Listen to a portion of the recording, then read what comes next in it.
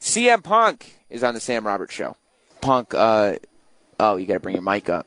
Like so? There you go. Lovely. I would have thought by now you had proper mic technique. That's kind of your thing, isn't it? I'm normally with handhelds, yeah. I'm not used to the headsets yet. Pipe bombs attached to your face? Yes. This is what I was thinking about with you. You're one of the few guys, we've talked about on the show before, who've managed to keep your name. Yeah. Like, I mean, now you can't even keep your real name. Like, you have to come into the WWE under a different real name. Right. So that they can keep it. Have you ever been pitched a gimmick? Like, we were talking about Fandango. Fandango obviously is a guy, and then he got pitched this Fandango gimmick and went with it. Have you ever been pitched a gimmick? Not up here. No, never. They were, from the get-go, they were like, all right, leave him as CM Punk. I don't think they really cared at that point. If you've seen my DVD in stores now, you can go buy it. I think they put a free one out on all the tables. So. There you go. Yeah. But if you have the free one, it's actually, you know what? The thing, it's streaming on Netflix, so watch it on Netflix. Yeah. The whole deal was I was never to be used on television. I mean, this was like a company memo. Like, it was basically like, fuck CM Punk. Yeah. And then they so you're brought into like the developmental. Yeah, I'm signed and I'm tucked away in Louisville, Kentucky, in the developmental. But why sign a guy if you're not bring him on TV? I don't know. Maybe they signed me and then I rubbed somebody the wrong way, or then I pissed somebody off, or you know what I mean. But they never saw anything in me, and obviously Paul Heyman did, and they relaunched the ECW brand, like in 2005, 2006. And he basically said, you're not going to do anything with this guy. Let me do something with him. And, if it doesn't work, just fire him in 6 months, whatever. Mm-hmm. And they were just like, okay, fine, Paul, go do whatever you're going to do. It's kind of got to get Paul out of their hair. And then it was Paul's first move to, kind of call me up. So I slipped through the cracks, really. And that's how you just snuck your way into. Well, I guess we're already calling him CM Punk. It's a name. And it bit him in the ass. You're also smart enough to get tattoos all over yourself, so it's like, well, I mean, I look like a guy named CM Punk, so right. it works. I don't know if that's smart or not, but yeah. I know do you have tattoos you regret? No, not a single one. You just not at all. Is it just because of principle? Like it just doesn't make sense to? No, I don't think I'm capable of regret. I've never done anything in my life I regret. Like I think everything's a learning experience. Whether even all the bad, rotten stuff that's ever happened to me. You know what I mean? That I think I've been the catalyst of. Like you can't. I don't think you can look back and regret. Is there any tattoo that's a learning experience then? Well, I think they all are, Yeah. I mean, they all tell stories. They all hurt like hell. Mm-hmm. Everyone always asks me, "Oh, did that hurt?" Yeah, yes. Of course it fucking hurt. It's a tattoo. Right. It's kind of the whole point. Yeah. Yeah. What do you think of how has The Undertaker reacted? I was going to say, what do you think of your match with The Undertaker? You've been asked that question 100 times. How has The Undertaker reacted to you being the guy that he's wrestling? I know that he does like one match a year now. Yeah. And I would assume he's pretty much calling his shots. How does he feel about you being the guy? I don't know. That's a question for him. I would like to think that if he didn't want to do it, he wouldn't do it. He wouldn't have done it. You know what I mean? Yeah. But trust me, there is a huge part of me that's kind of I look at his schedule and where he's at in his career. Respect the hell out of him, and there is a part of me that's almost like, why are you coming back to wrestle little old me? Yeah. You know what I mean? It seems it's humbling. It's humbling in a way, but I also look back at he's wrestled Shawn Michaels twice in a row, he's wrestled Hunter twice in a row, and then to come back and we don't have any bells and whistles. There's not a retirement stip, right? It's not a no DQ. It's not a cage. You know what I mean? It's just like a match. Thank God Paul Bearer died. You can have a little something going into this. So otherwise, I kind of look at it like the pessimistic, negative part of me, which sometimes overwhelms the positive side of me. I will admit, sometimes looks at it like, is he just doing this for the money? It's just like a shot in the arm for his bank book. I don't know. You know what I mean? But then I realize no, there's no way in hell he would get in the ring with somebody he didn't want to work with. You know Absolutely what I mean? Because not. I know there's situations even with me where they're like, hey, you're going to wrestle so-and-so. And I'm like, no. I don't think I'm going to do that. Right. So, I'm excited for it. Yeah. There's some interviews out there like couple weeks ago, I did a bunch of phoners, and phoners are the worst because they'll line up like 10 of them in a row. Yeah. And then you're just doing them one after another, boom, boom, boom, boom, and you get asked the same questions, and like so I try to not say the same answers, and then I read it online like later, like I didn't actually say that, but whatever. Like somebody printed something that said that like I was like kind of indifferent about it, and in a way I am, but I am excited. My indifference was with trying to kind of formulate my answer and explain to people that WrestleMania is WrestleMania. It's huge, and if I was wrestling Zack Ryder, I would try to make it the biggest thing I possibly could. If I was wrestling The Rock, I would try to make, you know what I mean? And yes, I have The Undertaker, but my job is to make it. But when you say, like, just the fact that even indifference would pop into your head, do you think because there's been so much shit piled up in front of you throughout, you know what I mean, that you've had to get through to get to where you're at now, do you think when something as positive and cool, I mean, you as a wrestling fan growing up, to say I'll be wrestling The Undertaker at WrestleMania, you would have flipped out as a kid. Right. Once you get there, do you think that you kind of don't allow yourself to enjoy it as much to kind of protect yourself? I actually just had this huge conversation with Vince McMahon about this because he said I don't enjoy the ride. I don't slow down and kind of, smell the roses kind of thing. And I told him I can't, you know what I mean? Like I'm constantly, like I don't look back. I'm constantly looking forward to like what's next. So even though I'm not looking past Taker and I'm not looking past Sunday, I sort of am. I'm like, okay, well, what are we doing Monday? Right. You know what I mean? Like, and it seems like your personality. All these guys are leaving. Yeah. So what are we doing Monday? And then what are we doing the next pay-per-view? And then what are we doing for SummerSlam? Right. He said I put all sorts of unnecessary pressure on myself, but I think that's what makes me great. Yeah. I mean, it seems like to me that you, no matter how high up you get, no matter how good it gets, if it could get a little better, oh, absolutely. You're like, it's miserable. It's misery. That's what. If I'm great to anybody, it's because of that. Right. I stay hungry. Right. This was a great quote. Vince said that I am harder to deal with and more miserable than Shawn Michaels was when he was on drugs. Jesus That's Christ. awesome, right? And you've got straight edge written across your ass. And I took that as a compliment. Yeah. You know what I mean? I guess so. Yeah, I put way too much pressure on myself, and at the end of the day, this business is supposed to be fun. But I guess that's why you do it. I take it too seriously sometimes. How did you make the transition from being a guy who you knew nobody wanted to do anything with, like you're there to be ignored, to being the guy? How did I make the transition? Is a weird thing to kind of go backstage and know, like that Vince McMahon is going to have a talk with you about, how to really more enjoy this ride. Whereas before, Vince is the guy who's like, no, I don't know who CM Punk is. Right. I don't know. I don't know if I've ever made the transition because my attitude's always been, well, fuck you. Yeah. And they're like, Punk, I'm trying to give you good news. No, right. Fuck you. And I'm still like, nope, my way or nothing. You know what I mean? And I just, I don't know. I guess that's why I'm hard to deal with. I have a vision, and I know what I think things should be like, and I know, and the difference of opinion, it just always turns into, okay, well, you know what? It's not my company. Fine. Right. Has the Taker build been your vision? Do you think it's been done right? It's constantly evolved, and it's one of those things where pitching ideas and stuff. When I told him like, hey, what if I unscrew the urn and I don't, dude? I mean, that's the moment. And then that was something that I wanted to pitch to him 4 weeks ago. But I knew if I did that then they had 4 weeks to go. Oh no, you know what? Jesus Christ, we can't do that. I sprung it on him, like Monday night.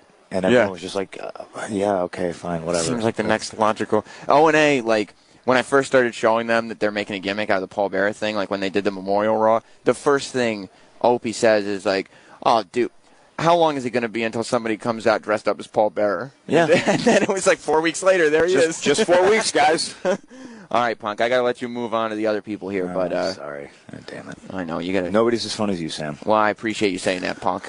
I know you don't mean it. No, not at all. I hate your guts. I just did this because they forced me to. I'll talk to you later, buddy. Thanks.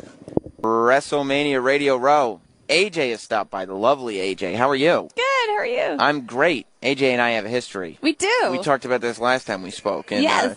Doing the indies here in Jersey. Because you're from Jersey. Yes. And now you get to come out here and wrestle at WrestleMania. Yeah, and it's crazy. You know, last time we met, you talked about you were with me in like the crowd, like in the stands. Yeah, because AJ's she was in the crowd, and she was you were sitting with my wife. Yes. And you were talking to her and going like, oh, yeah, and this was for like a show that was in a gym. Yeah. And you were going, I really just hope I make it on the show next month. Yeah.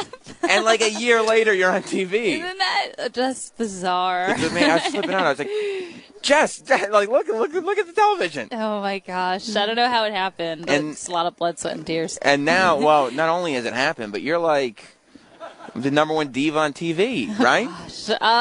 I'll proudly say that, yes. I think so. But it's very cool, and that's only with the WWE's blessing and opportunities that I can proudly say that. Yeah. What were you like in high school? Were you like a popular girl or oh gosh, weirdo, I mean, look at me. I'm weirdly just awkward individual, and I've just been like that my whole life. And I went to a really cool. I went Memorial High School in West New Jersey, and it was very alternative and there wasn't like cliques and like popular kids or whatever, or like, oh, you're cool if you play sports. It was like, you're cool if you know how to play the guitar. And like, why was that? Was it an art school? Or? It wasn't, but everyone was an artist in their own way, and that was so amazing to me. And I wish every kid had the opportunity to go to a school like that, where it was just, I think a lot of us just had a lot of hardship in our life, and we weren't like, the most affluent neighborhood. And I think that makes you kind of blossom into something that a person that needs to create your own, kind of beauty in the world. And we all did, and it was kind of as cheesy as it sounds, a beautiful place to go to school and kind of grow and learn. That's great. But you weren't like in training to be like a sex pot diva. No, I was like writing poems and like being in the quiz bowl, and I have a trophy actually with me with like caterpillar eyebrows. The quiz bowl? Quiz bowl. Oh, the quiz bowl. Yes, is that like it's an academic team. Oh, and like the mathletes? Sort of, but with like general knowledge. Oh. And I have a T-shirt with me and like caterpillar, a picture of me in a T-shirt that has like a little owl on it. I have caterpillar eyebrows, and I'm holding a trophy, and I'm like the captain of the quiz bowl team, and I'm so proud. You felt like $1 million bucks? Yeah, just such a rock star. So this might compare to that moment. Yeah, this is like, I mean, hopefully WrestleMania will be on the level of quiz bowl. Yeah, almost.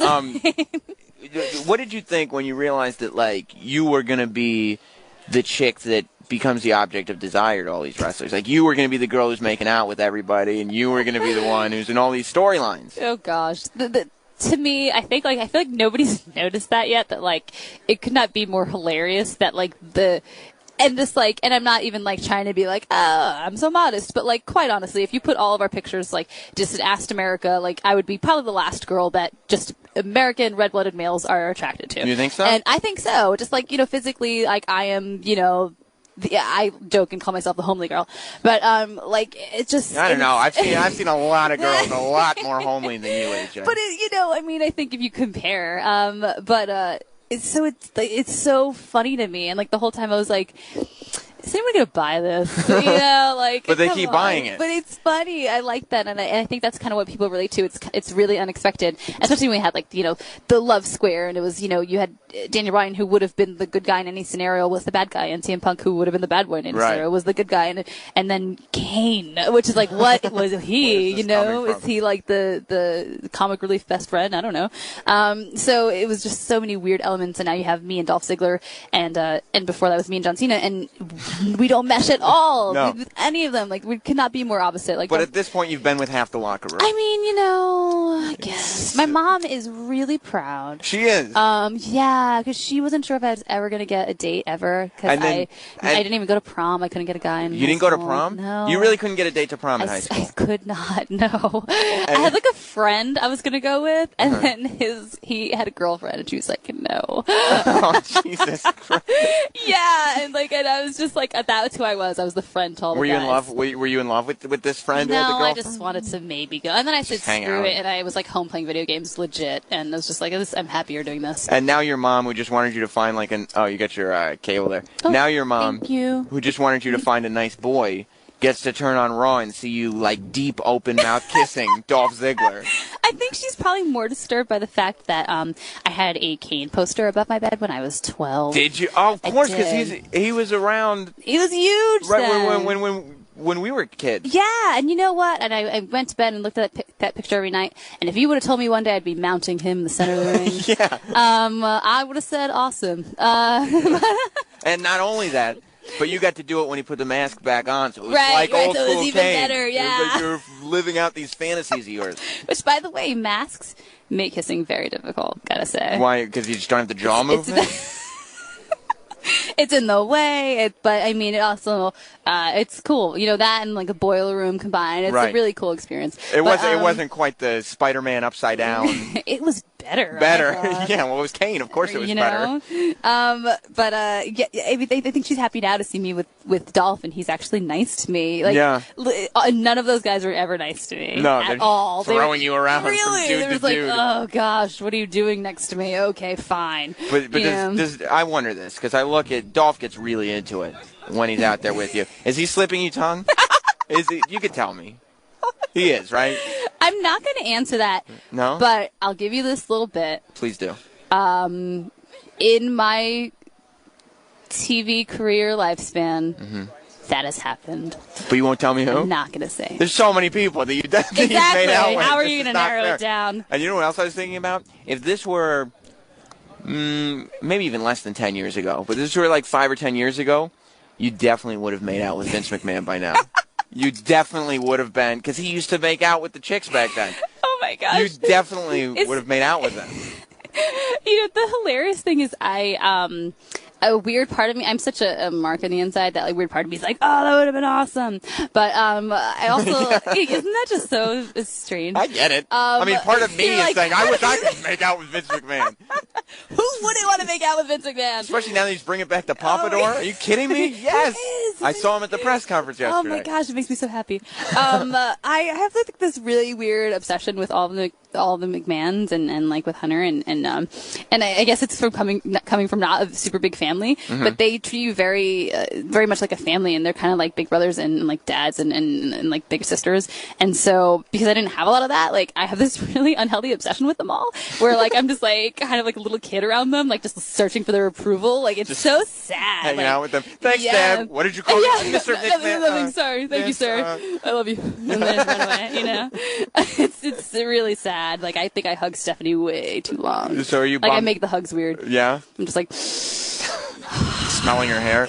Yeah. Like she's just over there looking at you like, is this looking for cameras or something? Like this is not. Yeah, and then I run away and I hide from her. But yeah, it's not healthy. So does it bum you out that Shane O'Mac's not around anymore? Oh my gosh! If I ever met him, I would just die. You've never met him? I've never met him, and I had such an obsession with him. My sister thought she was going to marry him. Like, so he's a big part of my family. He was almost my brother-in-law in some alternative reality. Yes. Of course. So if you ever met him, you'd be like, "Here goes the money."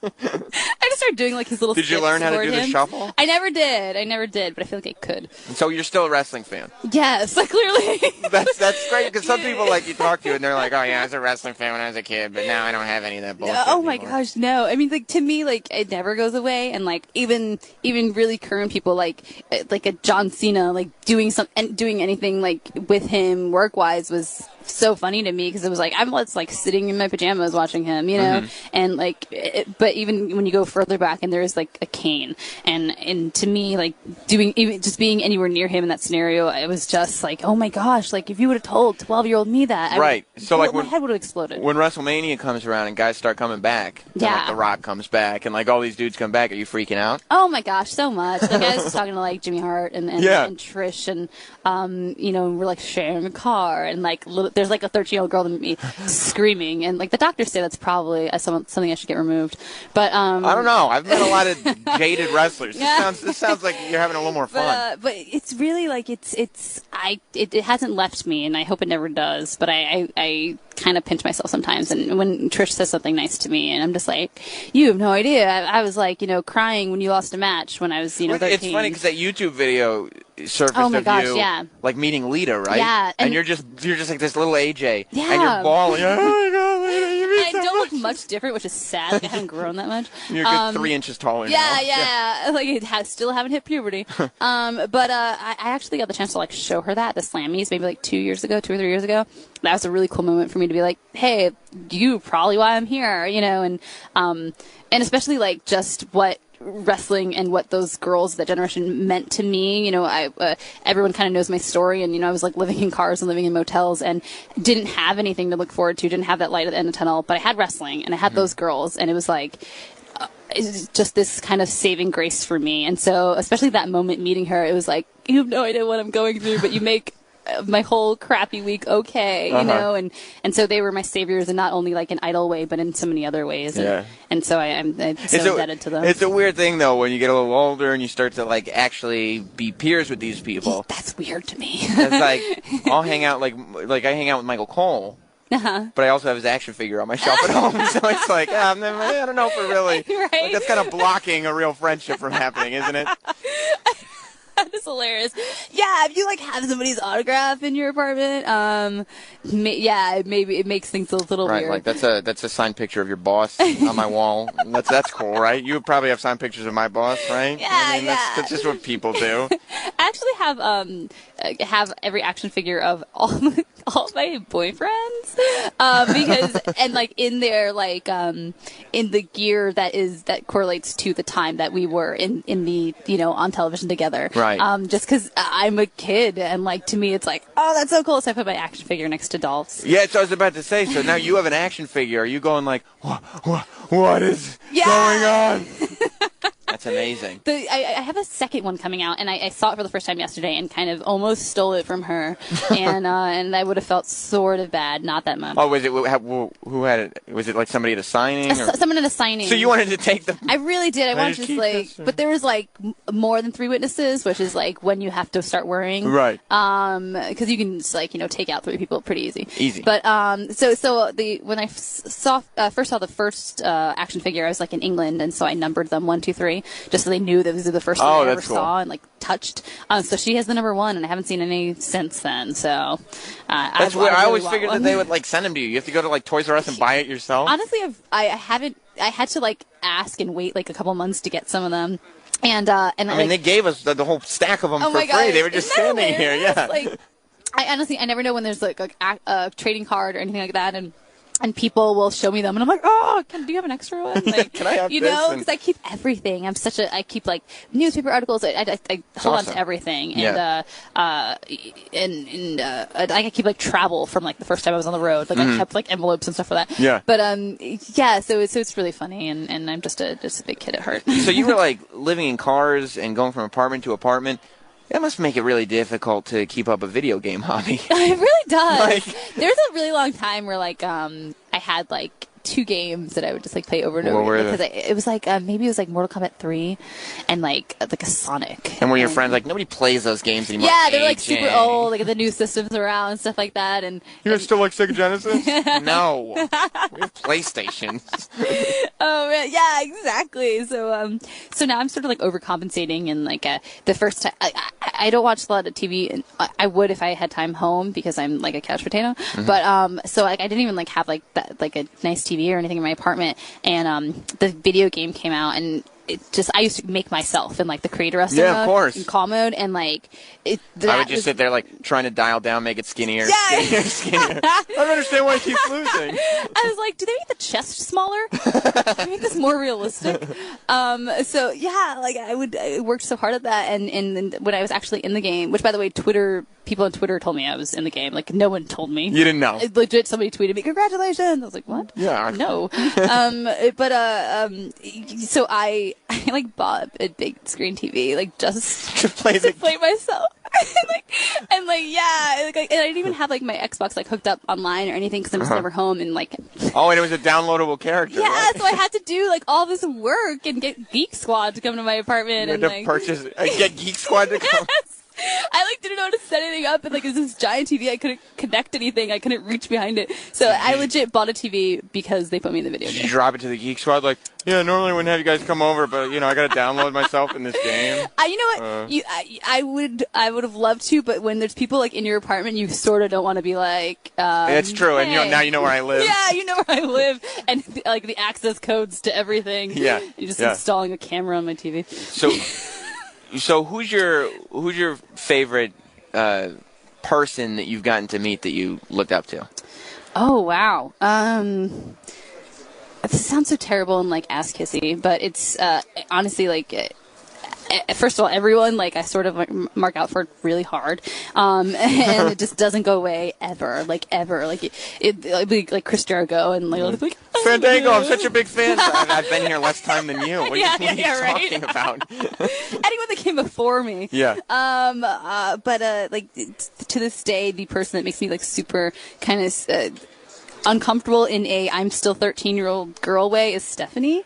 Like it is Stephanie. I can't help it. Like I will never be her peer. I will always be 13 years old around her. Like I can't pull myself together. Like I don't know if you've ever met her, but she's like I've met her once. Yeah. Oh my god, she's like the warmest, and I'm not even like trying to kiss her ass here, but like she's like the warmest, sweetest, like kind of big sister, motherly person. Yeah. And I took a photo with her, and she held me. Yes. You know, it's like you don't have to do this. Like she picked me up and like swaddled me. Yeah. She honestly like she has like this weird like just like sweetness to her, and like it gives you the best hugs ever. Like, and I'm just not a person that hugs or likes hugging or was hugged, and so it's funny that I'm just like, oh god, like it just like it make it last a bit, probably way too long, but that's why the McMahons are your family now. They honestly are in so many ways. Like they legit took me off the street and made me into something that, like, you know, it's literally I was a homeless girl on the street and they saved my life, and that's something I'll forever be indebted to,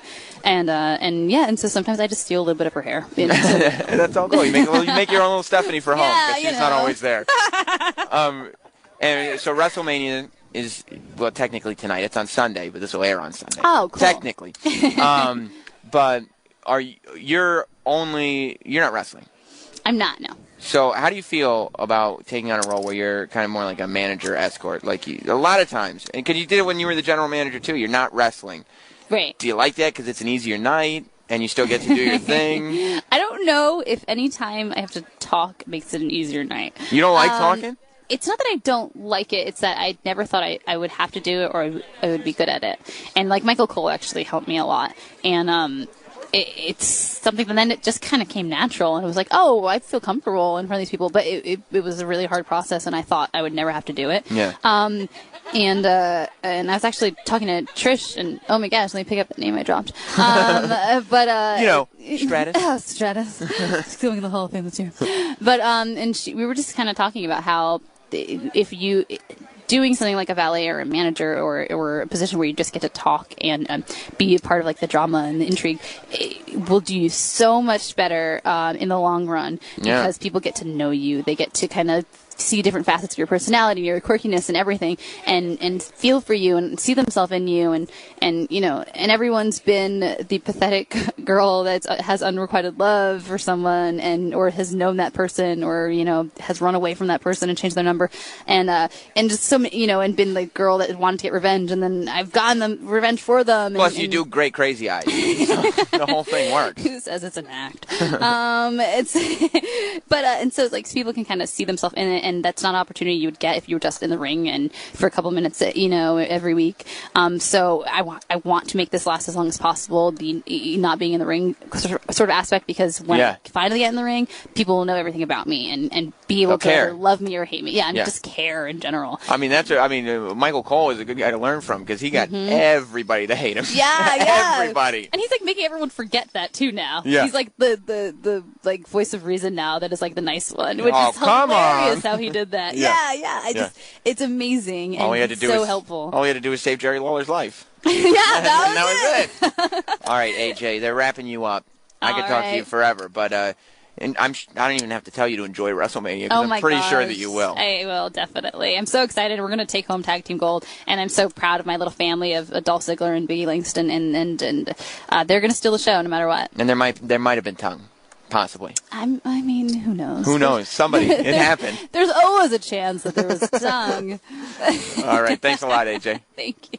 The mouth of the South, the legend, Jimmy Hart is in front of me. Good morning. Good morning, Jimmy. How are you? More importantly, what's the haps? To be alive and be anywhere is really a good morning for me at my age. I'll tell you that now. So it's all great, man. It is. It's amazing that you're here. Who you have managed everybody. First of all, what do you think of the fact that managers in pro wrestling has become, aside from maybe Paul Heyman, an old school thing. You don't see managers anymore. Well, I think that kind of took place when they started having writers. Back in the day, we kind of ad-libbed and did our own interviews, but now with the writers, I think they're paying a little bit more attention to the talent, to the stars, and less to maybe having a manager to talk for them. Mm-hmm. That's cool. But don't you think there was something to, having the Heenan family and you having your faction and having these heel groups managed by these little, forgive me, weaselly managers. I love it. Don't you think there's something to that? I'll take that compliment. Thank you very much. You did your job. I know that was great. But Vince used to say 2 sticks are harder to break than one.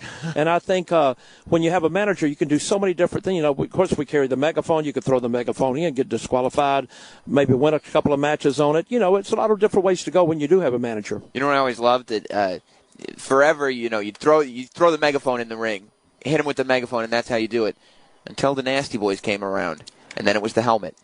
The helmet. The helmet. Jimmy Hart. I know it well. I never knew why you had the helmet. Made a lot of sense. You watch you know your history. You're great, man. Of course, I know my history. We had the old helmet. When I was in Memphis, I used to have the cane. Mm-hmm. When I went up to the WWF back then, Mr. Fuji was there. Well, I wasn't about to carry the cane around Mr. Fuji, right? Right. So Vince went to Japan and brought back the megaphone. And I said, "Can I paint it up?" He said, "Do anything you want to with it." Oh, so Vince gave you the megaphone and said, "This is going to be your thing." Man, I go places now, everybody wants to see the megaphone more than Jimmy Hart. Yeah. What the heck is that all about? Well, you have the megaphone with you. I carry it everywhere. You have to, don't you? You better believe it. People will be very disappointed. Unbelievable, especially at Fan Access. Yeah. Do you have, I haven't seen Fan Access yet. This is where WrestleMania Radio Row is taking place. Are all the old Jimmy Hart jackets on display somewhere? They should be. Well, last year in Miami, they had Jimmy Hart jackets and everything because they had the big Hall of Fame room. I don't know what they really have upstairs. I was here doing autographs last night for a couple of hours and didn't have a chance to walk around, but they've got a lot of great memorabilia. They got a big bronze statue of Andre the Giant, which looks awesome. Oh, it's cool. Do you have the old jackets? Yeah, I've got a warehouse in Tampa, and I have a lot of megaphones, a lot of jackets, a lot of great memorabilia that I've kept through the years with Dick Clark back when I was in the Gentries too, and did all the tours with. Right. People don't even realize, that you had a music career. Well, a short-lived one. After they heard me sing, we cut that pretty short. But we did get 1 million seller out of 4 albums and 1 million seller. What a stretch that was, huh? Yeah. Woo! But. And then, of course, we were lucky in doing some of the wrestling theme songs. Sexy Boy, Shawn Michaels, American Dream, Dusty Rhodes. You did the Shawn Michaels song? Yeah, come on. I know my history. I had no idea. I had him sing it. Can you believe that?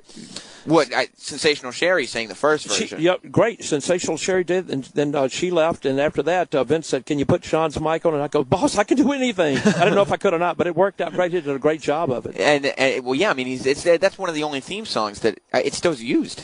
How many years has it been that? Well, I think when Shawn came back, they said, "You want to do something a little bit heavier?" And he goes, "Nope, I want to go in with a theme song and come out with a theme song." So thank you very much. Gets a few bucks every time it's played. Appreciate that. What's the locker room like now? Like, how different is the locker room from when you were there? You were there in kind of the heyday when you didn't hear about everything that was happening in the locker room. Right. Nowadays, fans have an idea of what goes on because the internet, whether it's true or false, is writing about everything.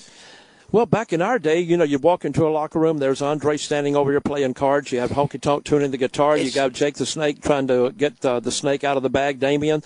The Bulldogs were feeding Matilda. And everybody had their gimmick. Nikolai rehearsing the Russian national anthem. So it was a lot of fun back then. It was like a cartoon show. Oh, it was really. But this was our family. 7 days a week, 52 weeks a year. Everybody grouped up together. It was awesome. It's amazing to me just the idea of just a person getting to interact with Andre the Giant.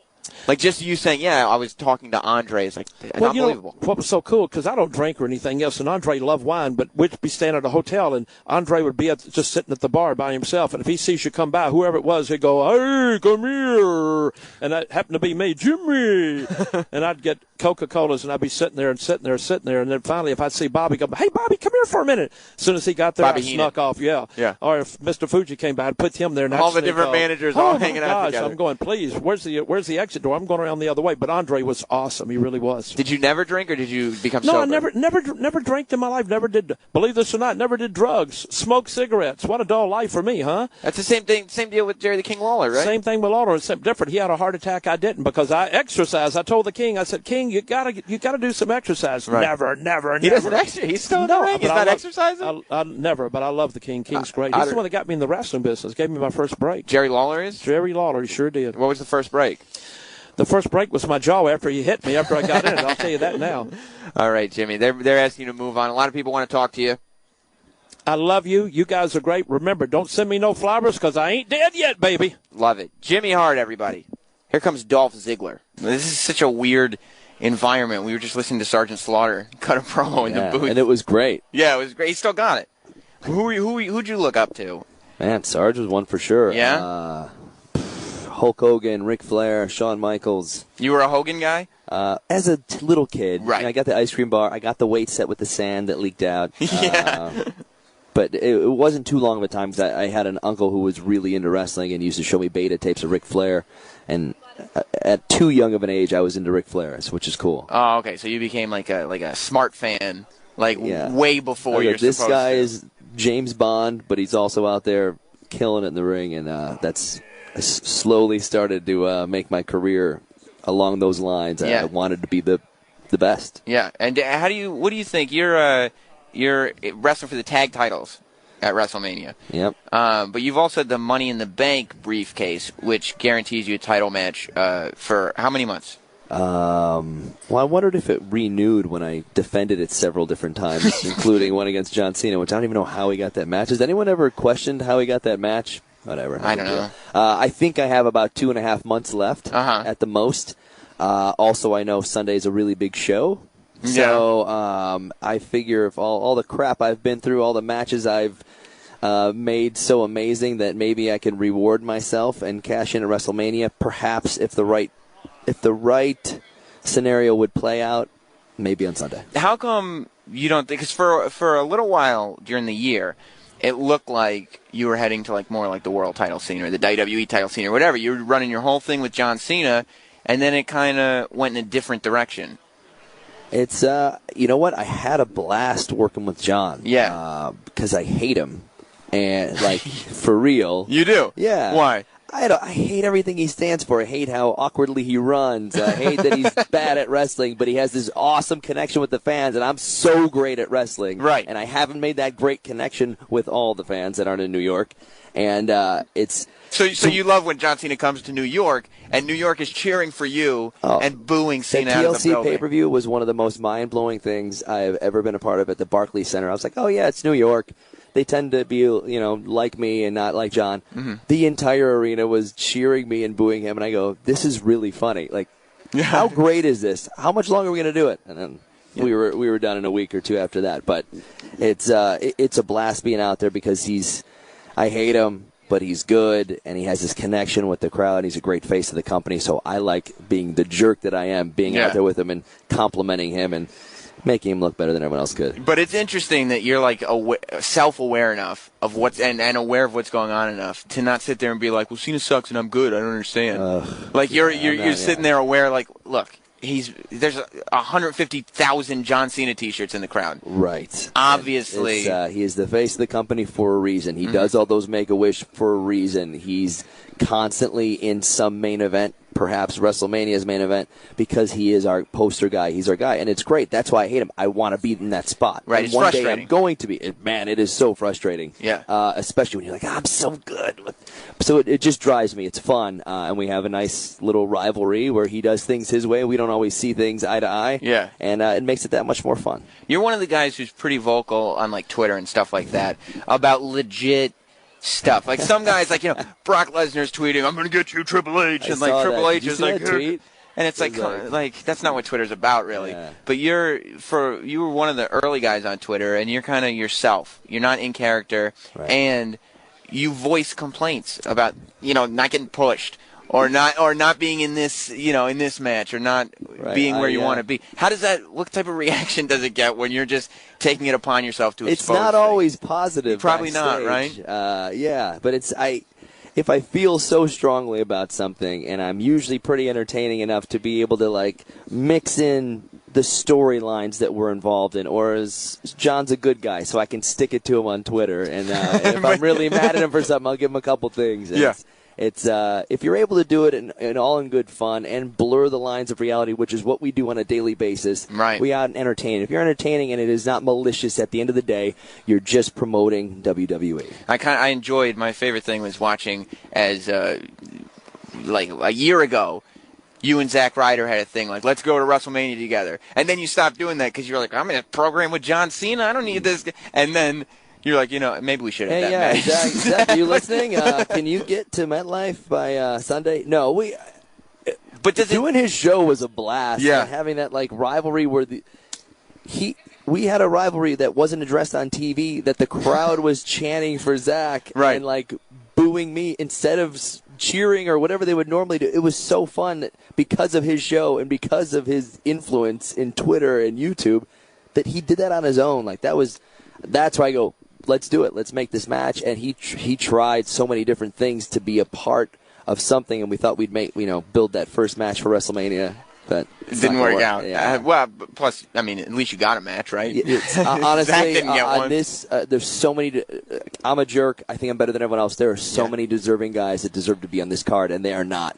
And I am so grateful to be given the chance to go out there and entertain in front of those fans. Are you one of the guys who gets bummed out when guys return? Absolutely. You are? Yeah. So when The Rock or Brock Lesnar or Triple H or all these guys do 2 matches a year, and one of them is a headlining WrestleMania match, that bums you out. It absolutely drives me. It really makes me mad. Yeah. But everything my whole life has been a chip on my shoulder of you're too short. We're going to keep you here, or we're going to make you a cheerleader, and good luck getting out of that one. Yeah. And it's oh yeah, I'm going to be better than everyone else. So you do it, and you get there, and you see. There is a draw. There is a reason these guys come back part-time because I grew up watching these guys. Yes. And I feel that connection that we don't always have with younger generations right now. And they're business-wise, it's a smart move.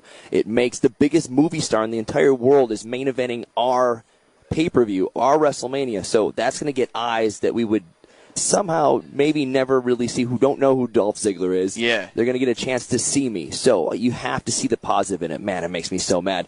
But there is a positive spin to it in the end, for business, in the long run. Hopefully it makes me a bigger star down the line. How come you said that you didn't connect with the crowd? You haven't figured it out I haven't had a fun, sit down on the mic and let these fans know they're not just cheering for the best wrestler. I'm really funny, too, and really entertaining and really good at talking and really good at crossing over to a TV show or a radio show or a movie.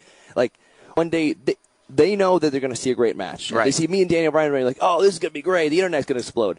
But now it's what do you do? Well, he's with AJ and Big E, but you don't know anything about my life. You need to know a little. There's a reason when Sean goes out there on Monday for 2 minutes, and it's this is so real. We get it because we have this connection with Sean. We know about his life. We know what he's been through. And with Sean from day one, it was that kick through a barbershop window. Right. And he's a made guy. Yeah, and I'll never forget it. But it's there has to be some type of substance to a character. And we know John. We know he's hustle, loyalty, and respect. Yeah. He doesn't back down. He's the face of the company. What do we know about me? I'm jacked, shredded, look like a movie star, and have great matches. That doesn't connect with everyone. So when you're on a mic, just take it. There was a time where I was coming back through the entranceway through Gorilla and going so angrily, having the best match that night and not being involved in anything, and going, follow that to producers and other guys waiting to go on. You were yelling at wrestlers. Follow that.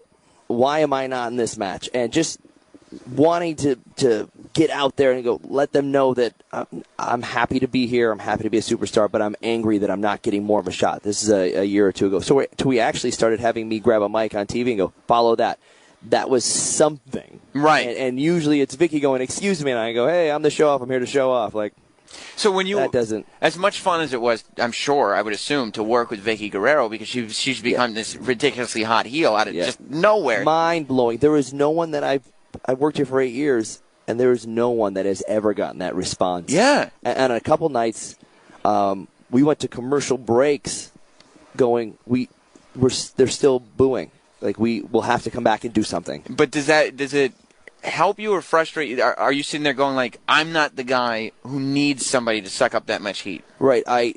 I don't think I'll ever be that guy, but I also go, here, you're a cheerleader and a caddy. Make the most of it. Okay, I will. It's hey, you have Vicky. She's getting booed out of the building. People are cheering when you're doing wrestling moves. We need to figure something out here. And what's a way? Can I make it grosser? Can we be gross with each other? Can we find some kind of connection to where either we can be sharing this boo or we're both getting cheered or something? And I've made the most of it. I once in a while get to talk on the microphone and I have a great time. And otherwise, it's me just nodding while she said, excuse me, or, So we're getting there. I think slowly but surely a couple times I got to talk.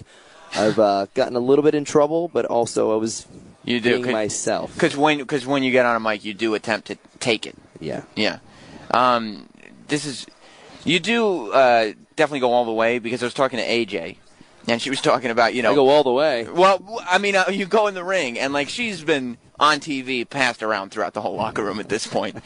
But nobody has given her these deep, open-mouth kisses on national television. Like, Jesus Christ, what are we watching here? I think it even grosses her out after a while, because I'm into some weird stuff, so it's kind of cool that we can actually show a little. A little of the freakiness? No, it's fun. It's like, I just remember, like, take this and make it your own and make it exciting. Hey, we want you guys to kiss. It's going to make everyone mad. Awesome. I'm going to do it my way. It's going to be gross. Let me ask you, because you might be able to confirm this. AJ said somebody has slipped her tongue, but she wouldn't confirm whether or not you've done that. I asked her, has Dolph done? Because my guess would be that you would be the one. I don't think, like, Daniel Bryan I feel like Daniel Bryan wouldn't know how to do it. And he probably hasn't kissed a girl. I feel like I'm above it, that where I don't need to prove anything to her. Right. But, man, you know what? Not without her knowing. I would say. Yeah. She was in clear conscious, sound mind and body. Yeah. Yeah. Let me ask you if I can ask you about that. Can I talk to you about Amy Schumer? Sure. Okay. Because obviously, Amy went on, Howard Stern and made this whole big thing. How did you end up dating Amy Schumer? Amy Schumer, by the way, is a friend of the, O&A show. She's a friend of mine still. Yeah, so we're buddies. That's good. She went out and said that she broke up with you because the sex was too athletic, correct? I'm pretty sure that's what she said. Well, you had to listen to the interview. Yes, of course I did. And that's what she said. When I was actually flying home and turned on my phone off the plane to, 78 voicemails or so. This is 77 more than usual. And no, it's she's great. She's so funny. Mm-hmm. And you didn't mind that was the reason that she gave? No, the only long run, my mom and aunt and grandma here, like having them to hear. I was like, oh, they all heard about it. And somehow went out of their way to listen to it. Like, I don't even like. Oh, she's talking about. Does my grandma have serious rate? Like, I don't know. How does she? And but otherwise, we're buddies. She's so funny, and I was a fan of hers. And we ended up. She was supposed to do a show in Phoenix, and she canceled. I kind of gave her crap on the internet, saying don't go see her. She canceled the show, but I guess she was sick for real. So. Is it intimidating to be around somebody who's that funny when you're like dating a girl who's that funny? It's really challenging, which I love. It was so great. Like, usually I'm the killer funny one, and I'm like, oh, she's funnier than me? This is, all right, let's see. And it makes me think, and it challenges me. I loved it. It was so fun. Because, like, when she's in studio, I just want to shut my mouth because I'm like, I'm not going to say anything to make this person laugh. I couldn't imagine being in a relationship. Like, the whole point. I held my own, by the way. You and did. Constantly she'd be like, you're not funnier than me. Like, we'll see. We'll see. Yeah. Well, listen, I appreciate you being so candid with me today. I feel like you gave me the real Dolph Ziggler. Yeah, of course. And hopefully, I sit there watching, and I'm like, I know it's there. And I talk to the other guys, I know you did the Busted Open guys down there. And I talk to them all the time, like, it's there. But they got to let him be himself. He's got to.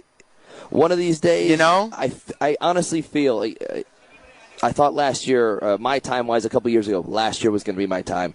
I feel like once those part-time guys start to fade away, once we open it up again, it tends to be a time where, all right, you know what? You talked all this crap. Go deliver. Have you talking the crap? Do you think that's held you back? Probably. Yeah. They're probably like, yeah, right. Well, you know what? He didn't. If he's going to try to get himself over, we're going to do everything we can to stop it from happening. Sometimes it's appreciated that you're going out there through the right channels, and sometimes it's not. So, but that's the chance I take, and I'm really looking forward to actually, instead of on Twitter and backstage, getting a chance. I feel like after WrestleMania, that'll be the time, and it's sink or swim, and I guarantee I'll deliver. That's fair. Why is the money in the? Do you have to carry the Money in the Bank briefcase everywhere? Everywhere. Even though it's all dented up and everything? It's smashed. I carry it through everything. I carry it through security. I have it with me. I will not check it. I will not lose it. Yeah. I have it at all times. Why didn't they get a new one? It's trash. I feel like that's like this is the one. So right. if it becomes this crinkled up beer can that I'm holding, like that's what it is at the end of the day. Yeah. So what's it like to go through security with it? Do people want to look at it, open it? If they get it, wrestling, sports entertainment, they love it. And like, oh, cool, what's in there? And I usually say it's all jelly beans or crackers because Kramer used to have it on Seinfeld in his briefcase. But if they don't know, and I'm getting on a plane, and I go, wow, money in the bank, what is it? I go, there's $1 million in here. Usually it's handcuffed to my wrist, but we went through security. We can't do it. Is it okay if I keep it with, oh, yeah, do whatever. Yeah. I don't know. Live animals, a kidney. I've said it all. It's probably not as Ted DiBiase told me that they made him carry the $1 million belt with him everywhere. But that looked great. It's a lot of responsibility, though. If you lose the $1 million belt. You don't want to put it up in a plane and then sleep and then wake up and get off the plane and like, oh, my $500,000 vajazzled belt is over there. Yeah, I got to tell you, too, if I'm like a little kid who's a wrestling fan and Dolph Ziggler falls asleep, that briefcase is mine. Yeah, I always wondered that. I'm like, it better be up there when I just sleep with one eye open. Slide it under the seat. Yeah. All right, Dolph. Well, thank you. You got it, buddy. For being here, dude. It's a pleasure. Yep, thanks. We just talked to Dolph Ziggler. I talked to Jimmy Hart, talked to CM Punk. Now I got Curly from the Fandango video. Yes, it is I, Curly. This is Joe Vila, publicist extraordinary. It's amazing that you're here, Joe. Well, speaking of Fandango, hold on. Fandango. Right. Speaking of getting names wrong, yeah, Mr. Sam Roberts. Yeah. You have a habit of calling me Joe Vila. Vila, like Bob Vila, right? No relation. No? 2 L's. Bob Vila's only got 1 L? 1 L. So how... Villa? Yeah. Yeah. Whoa. You just want to take us to WrestleMania, Sam. Yeah, I'm going to WrestleMania. That's why I got to tape this show here. Villa. Joe Villa.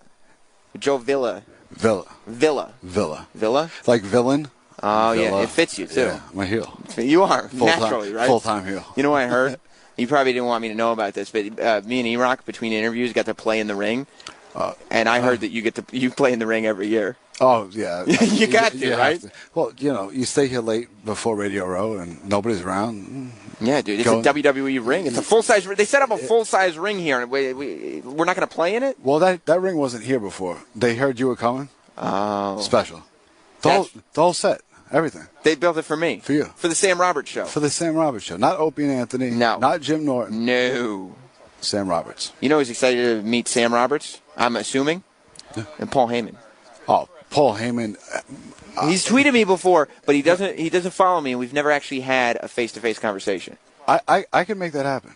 All right, let's do it. Let's get Paul Heyman over here. Okay. All right, I'm going to get him. All right, here comes Paul Heyman. All right, we're at WrestleMania Radio Row, and there's a man who I've wanted to ask a question of for a very long time.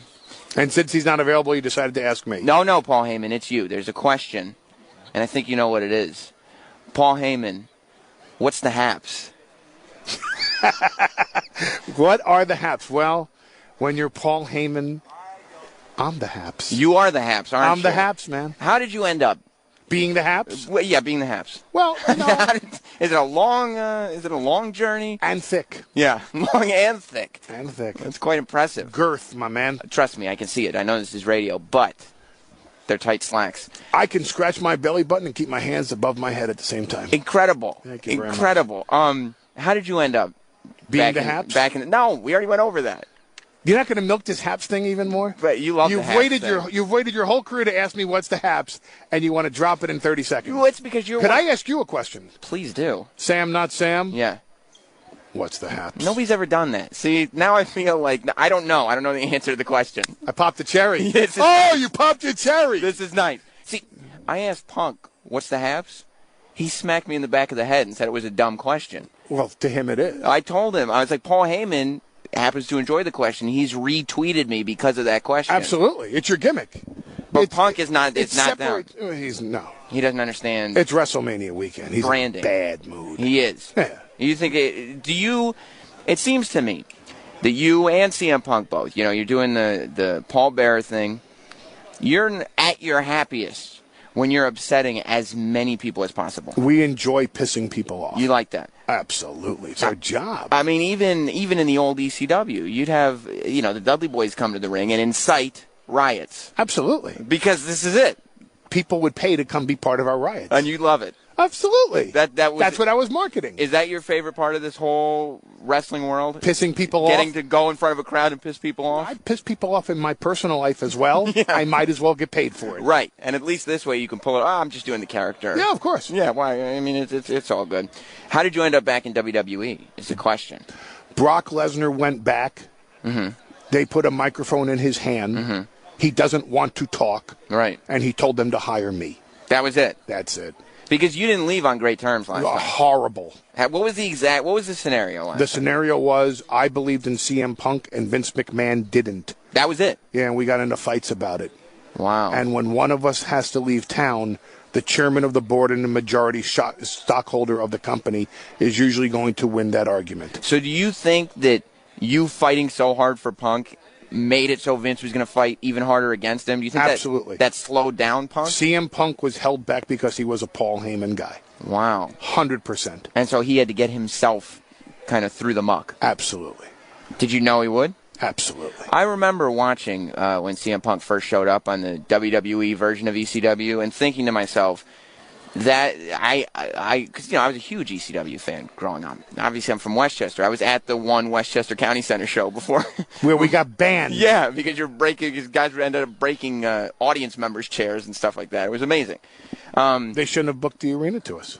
Yeah, I mean, what were they expecting? This is the product, isn't Freaking it? Westchester County executives come by going, we didn't expect you. What the fuck did you expect from us? Yeah. We're ECW. Watch the show. Yeah. But one would think, Yeah. instead of them just trying to get their skim, Mm-hmm. not that there's any corruption in Westchester County. I would hope not. No, of course not, especially like on the Yonkers waterfront or something. There's a reason they call it the Bestchester. I thought it was God's country. Because no one else will have it. Oh, that must be what it is.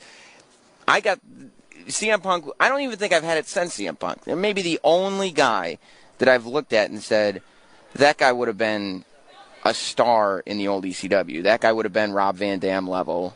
Because there weren't a star in the old ECW, and I could tell that just by watching him on WWE TV. CM Punk is a main eventer anywhere he goes. Yeah. He has a passion for this industry that no one else has today. Mm-hmm. He is a throwback to the Shawn Michaels and the Bret Harts and the Stone Cold Steve Austins who lived, ate, breathed, slept this industry. That's not encouraged today. Yeah. You know, today it's hey man, take your downtime, take your vacation, take your day off. And he's 24/7, 365. He lives for this industry. He is obsessed with being the best in the world. That's a very interesting juxtaposition, because then you have Brock Lesnar, who strikes me as a guy who's not that at all. He's like, well, I'll come out, if you pay me to do this match, I'll do this match, but, I don't love Brock's this stuff. a mercenary. I have the best and the beast. Yeah. And Brock's a beast. And he wants to wrestle as few times as possible. Right. For as much money as he can negotiate. He's a big money athlete who comes in to do his job and goes back home to his compound where human beings are not welcome. It becomes difficult because, like you said, Brock Lesnar is not a human being. Anyone in Brock Lesnar's position, they wouldn't want to give this guy a break because, he's trying to do it on his own terms. But all he does is make money when he's here. He's a big money ticket, though. Yeah. I mean, when Brock's on the show, there's a noticeable difference in pay-per-view buys and in ratings. Yeah. There's a fascination with him. And there should be. I mean, He's legitimately the only man to hold the NCAA Division I Heavyweight Championship, the undisputed UFC Heavyweight Championship of the world, the undisputed WWE Heavyweight Championship. And there's a reason why only Brock Lesnar could pull that off. And it's funny, too, because it's like all these places that he goes, he's really not interested in impressing a lot of people in the sense. That's not what his goal is. Like, he wasn't liked in the UFC because he came from wrestling. Right. He wasn't liked in pro wrestling because he didn't like pro wrestling. Right. But he came in and he was... he performs on a level that you can't not respect him. Correct. It's an amazing thing. And that's why he gets to dictate his own terms. Yeah. At least through me. How do you shift to being just a performer? I mean, when you probably the biggest chunk of your career was spent hands-on everything and creating a company from nothing. How do you shift to just being just one of the performers? I go home to my children now, and I don't even pay attention to the rest of it. You're okay with it? Yeah, you do enough. Make-A-Wish Visits or Starlight Foundation, and our agency. I own an advertising, marketing, and branding firm in New York City called the Looking for Larry Agency, and we do work with the Jeffrey Modell Foundation. And you see enough the eyes of parents whose children are not healthy. Mm-hmm. You wake up in the morning. I have 2 children, and they're 8 and 10, and I wake up in the morning. They're healthy. Everything else is pretty relative in my life. You know? Right. I'm in 2 of the 3 main events at WrestleMania. I'm working with my 2 best friends in the world. I'm a very blessed man. And I mean, you got to go in, piss off the boss, and then have him call you and say, "Look, can you come back?" It's a pretty nice thing, isn't it? It's a pretty nice thing. It's a pretty unique position to be in. Yeah. So I don't really have to write the shows anymore. I don't. And plus, once you write the shows with Vince McMahon, it's kind of like Icarus flying too close to the sun. Mm-hmm. The sun doesn't want you flying too close to it. If you get a second chance to be Icarus, you're going to fly towards Jupiter or something. Yeah. Oh, man, I'm going to fly towards that sun. I don't have any desire to write the shows anymore. Who are you most proud of in terms of the guys? And this goes back to however long that you've been, that you feel like you had a part in creating. Brock Lesnar and CM Punk. Those are the guys. Absolutely. Even more so than the whole ECW roster. It's a very interesting question. And by the way, I hate when people say that to me when I interview them on the Heyman Hustle. They go, "That's a really good question." Like all my other questions suck. Right. It's a very interesting question. For me, I probably have lower self-esteem. I'm going, yeah, finally asked a good one. Yes, I did it. I get to work with them now. Yeah. So the answer is more in the immediate. Am I proud of Bully Ray and what he's accomplishing in TNA? Absolutely. Yeah. Am I proud of Rob Van Dam? Absolutely. I'm proud of the whole crew. I'm proud of our body of work in ECW. But these are the guys who are at your immediate, so. These are the guys I'm working with right now. These are the guys that are part of my daily routine now. Mm-hmm. So that's who I'm focused on at the moment, and I'm proud of our accomplishments all together. If I was working with somebody else, I would probably be focused on what we've accomplished together. You were one of the first. That makes sense. Yeah, I get it. I know it's an interesting question, but was it an interesting answer? Yeah, because you're saying, it's proud. Like, was it good for you too? Is what I'm asking. It was great for me. Hey, it was magical. Right, it was like a spiritual orgasm. Yeah. And yet we stay platonic. Or we'll see what happens. Well, Brock is here.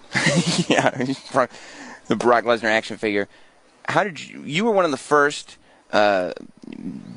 big I like how you had to people. Do that for radio. Ladies and gentlemen, Brock's not actually here. I had an action figure with that's professional broadcasting. I understand. Well, and you're a professional. You were one of the first to point that out on Twitter. You started retweeting my videos. You started tweeting things at me. How did you become aware of Sam Roberts? I'm a Sam Roberts guy. You are? Yeah, I'm a big fan of yours. I've been waiting for you to say that. I truly am. Well, here's the follow-up question then. How come you tweet me but you don't follow? Why? I'll ask you a better question. Uh-huh. Why would you want me to follow you? I don't really read everybody else's tweets. Dude, what's the benefit of me following anybody? Why? Because then I could be like, dude, I can talk to my friend. Dude, Paul Heyman follows me. I can talk to my buddy who I used to go to the Hammerstein Ballroom with. Because I'm not a follower. I'm a goddamn leader. That's why. Oh. Even if it's me? Yeah. You won't let me be the leader and you be the When's the last time I didn't retweet something that you wanted, that you said, I hope Paul Heyman retweets this? I always do it, don't I? Always. Keep my eyes out for you. You're the man, dude. What the fuck I need to follow you for? Because then I can't direct message you. Okay. Figured it out. Tell you what. We'll solve that problem today. How? I'll follow you. You said it. There you go. Let's shake on it. There you go. Paul Heyman. Thank you for stopping by. My pleasure. Now, you got to say what I did. Because otherwise they don't. Because you. Just now I shook his hand, but then he shook. I said, "Well, shake on it," meaning shake hands, but then his whole body shook. Right. So you got to describe that. The YouTube audience will get it. Will you retweet this when I? On Twitter? Yeah. Do I have to? Nah, don't worry about it. Actually, I will now. Yeah. Because I don't have to. See? Yeah. If you don't force me to do it, right. I volunteer to do it. Right. But once I'm compelled to do it, I rebel. I get it. Yeah. I get it. That's often? Your nature. Not often enough. By the hour? By the hour, I'm married. Are you really? Yeah. I'm sorry to hear that. Why? How old are you? 29. And you're married? Yeah. You have children? No. Why are you married? I mean, we were dating for like 7 years. Is she from Westchester? Yeah, she's from Westchester. Scarsdale? We grew up in New Rochelle, and now we live in Scarsdale. What part of New Rochelle did you grow up in? I grew up on the south end. You realize I'm just milking this for more publicity, right? How so? I'm on the air longer, unless you're going to edit this down. Please. Ladies and gentlemen, we're here with Paul Heyman. Thanks for coming by, Paul. Look, I hate to tell you this. Well, then don't tell me. The part where we're talking about me is definitely not what's getting edited out. Really? We're talking about me. So we're going to actually, can we talk about your wife? Yeah, we could talk about my wife. Where'd she go to high school? New Rochelle High School. And you married her? Yeah, I married her. I didn't meet her. I mean, I met her at New Rochelle High School, Is she but we Jewish? started dating it. She's half Jewish. Which half? I don't know. You don't know? No. What kind of answer? But it's not even really Jewish. Like, you'd be ashamed. Like, she goes, like, we did Passover. Trust me. Let me tell you something. Yeah. I've been a tribesman since I was born. Mm-hmm. The Jews have been trying to get rid of me for the longest time. We do a Passover. I mean, seriously, not since Jesus has there been a Jew that the other Jews want. Like, please. You're a terrible representative. Oh, man. I mean, they tell me, please, go read the Quran. Yeah. Convert. Yeah. Go to the other side. But, it's the type of Passover where she's, her mom's flipping through the pages. I'll skip that one, skip that one, skip that one. There's a menorah and a Christmas tree. You know what that is? What? A real Jew. I love it. Paul Heyman. Hey, Sam. Thank you. Not Sam. You got it, dude. Thank you for being here. You got it. I wish I hadn't said you got it, dude. That was what the Olsen twins said on Full House. That's humiliating. I got a good way to wrap this up. Yeah. Hey, Sam. Yeah. That's the Haps. I'm not even going to say anything. I shouldn't have said that. You shouldn't have said that. Why don't you cut it right there? All right. Want to do it again? No, I mean, I think we got. Yeah, let's do it. We'll do it one more time. Want to say together, like Donnie and Marie? Yeah, you go. Actually, so I don't sound like such an old fuck. Let's do it together, like Justin Timberlake and Jay-Z. Now there you go. See, I'll go. See, you go. Hey Paul. I'll go. You go. Hey Sam. I'll go. Hey Paul. If I said Hey Paul, it wouldn't make any sense. It wouldn't make any sense at all. Unless it's like Good Night Gracie. Good Night Gracie. Right. Like one of those things. Ready to do it together? Well, you start, and then I'll. Yeah. Hey Sam. Hey Not Paul. Sam. I see you stepped on my line. What's the matter with you? Oh, and I'll do your. Come on. Okay, we'll get it. Are you Jewish? No. Well, why not? Well, I wasn't. Are you circumcised? Yes. Oh, so that's. You know when I got circumcised, and they're trying to wrap you up to move on. Who's trying to wrap me up? Talking to Sam, not Sam, here, Joe. You got all the shows to go to. I'm talking to Sam, not Sam. No, he's got other shows. I don't want to take all your time from these guys. Please go ahead. You know when I got circumcised? When? 19 years old. Really? Yeah. Did she just chomp down on you or something? Yeah, it was accidental. No, 19 is when I decided to make the decision. So you were smoking some really righteous pot back then. I just decided it was You do time. know Rob Van Dam. Okay, ready? Here we go. Yeah. Hey, Sam, not Sam. Hey, Paul Heyman, Heyman Hustle. That's the Haps. The Sam Roberts Show will be back. We'll be back after this. WrestleMania Radio Row. The Funkasaurus in the house. Brodus Clay is here. What did you think when you went from being a monster, and you look like a monster, by the way. Right. You look like a guy who should be in the ring, just tearing people up. Right. When they come to you and go, we want you to be the Funkasaurus. We want you to go in there and dance with kids. We want you to tear off your pants when you get to the ring. I know this will be hard for you to believe, but most of that was my idea. It was. Yeah, 100%. I always found that that in being a bodyguard in the really real world, it was never the guy who looked meanest that was the tough guy. Mm-hmm. It was always the relaxed guy with a smile on his face. That's the guy you had to worry about because he wasn't worried about you. Right, and right. The guy whose fists were white and he was standing there and he was doing all that stuff is usually the scariest guy in the room. It's all display. You know what I mean? So the dude who's not trying to convince you he's tough. Yes. He's the tough guy. And one of the things I used to do as a bodyguard, and my old boss Snoop used to drive him nuts, is I would antagonize by kind of doing the same thing as the Funkasaurus. So I'd come out and be like, my bad, what you want to do? Like, you upset? You want to do something? And throw him off and stuff like that. Or if a guy's mean mugging real hard, wink at him. Just throw him off. Yeah. And so that's how I am in the back, with the boys and stuff. So I'm always joking around, and I always got something to say, or I'm teasing somebody or something, just what guys do when they're in the locker room and stuff. So it was observed at one time, and they were like, "Why aren't you doing that out in the ring?" I'm like, "Well, you guys wouldn't let me." You know what I mean? Yeah, and, you don't want me talking. Like, oh, well, we'll let you. And then they took it from there. And then the only part that's not mine was the dancing. And I didn't equate. They go, oh, we'll let you. And then the disco ball comes from the ceiling. I didn't equate being witty with dancing. I didn't see I remember saying, I don't see the relevance of. But all right. So, you know what I mean? And it's definitely goofy. And I was like, well, if I'm dancing, then I'm going to need some help. And I went to Naomi, and I was like, if I got this thing I'm working on, and if it goes down, will you do it with me? And she was like, yeah. And then I was like, well, I want two. I want two dancers. You got to look cool, and historically they have done it, but not to the point where like they had personalities and they were their own identities and stuff like that. So we came up with the Funkadactyls and like even the name Funkasaurus. I was working out with my trainer Rob McIntyre down at Hot Knock South, and we were coming up with names, just being like, what can I call myself? You know what I mean? It's all about, and the song was an older funk song, so it has to be something with funk in it because some of the, it's all about funk. Creative sent me some names, and I was like, no, there's no way. What were some of the names they sent you? Oh man, Heavy B was probably the worst one, and the one they picked. So Heavy B, they picked it like, and rest his soul, Heavy D had just passed. And I was like, there's no way that I'm going to come out and be heavy. What's the point of dieting if you know it's going to be Heavy B? You know what I mean? You might as well call me G Pun. You know, it's like you're killing me. Yeah. So, we were like, I think it was Thunder Funk was one of them, and like we were joking, like some of the names. I was like, what's going on here? Terrible. Yeah, rapping G. I'm like, I'm not rapping at all. It's a funk song. So we came up with Funkasaurus, and I waited till about the grill when the big debut was finally going to go down after weeks of messing with everybody. And so that's something else I wondered. When you were building up, when this character was building up, your debut was teased for week after week after week, and it never happened. And the debut was teased as a monster. Now, was the plan all along to keep teasing, or was it actually getting? It literally was a little bit of everything. Yeah. I literally thought I was debuting every week I came in. And at 2 o'clock when we walked in, I was debuting and I prepared all day. And at 6 o'clock next week. And I was to the point where I would come down. I wouldn't say I had a bad attitude, but I was like, all right. And I'd see the guy walking towards me, next week. Got it. No problem.